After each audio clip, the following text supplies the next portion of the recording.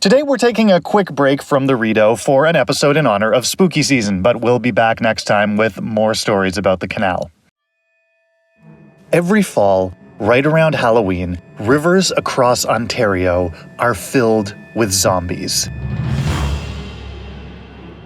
An army of rotting creatures swarms into the waterways from deep in the Great Lakes, mindlessly, obsessively focused. Innumerable, unstoppable. It's one of the creepiest and most impressive phenomena in Canadian wildlife. The salmon run.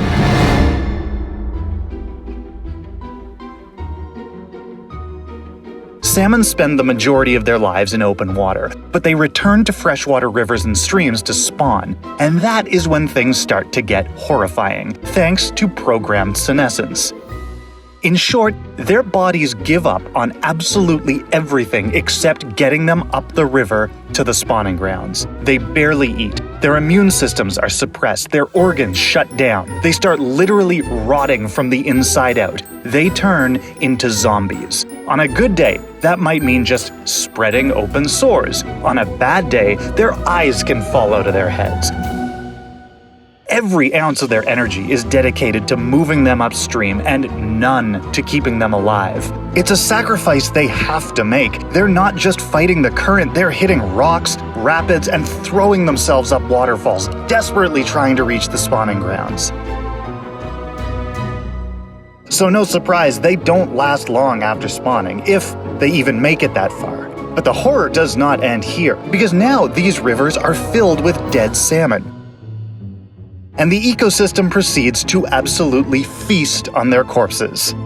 You probably know bears rely on salmon for food. They are just the tip of this creepy iceberg, but they do serve a very important role, bringing the salmon out of the river and into the riverside ecosystem. A lot of salmon, sometimes up to 4,000 kilograms per hectare.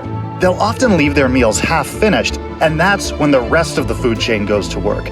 Invertebrates descend en masse. Flies lay millions of eggs that hatch into millions of maggots. One study counted 137 species that benefit from these corpses. But maybe the weirdest beneficiaries are the trees. Plants depend on nitrogen, and salmon have a lot of it. There's a huge impact on trees near salmon rivers. Sucking up the nitrogen from those salmon corpses lets them grow taller and faster, up to 3 times faster. Around salmon-rich rivers, the dead fish can provide 40 to 80% of the available nitrogen. And thanks to the bears, trees up to 500 meters away from the river can benefit. So the next time you're out on a beautiful fall hike next to a babbling brook, spare a moment of reflection for the beautiful cycle playing out all around you. An army of rotting zombie fish dying in countless number, being dragged from the water and half-eaten, left for armies of maggots, and finally having the nitrogen in their corpses slurped up by those stunning and thriving autumn trees. Happy Halloween.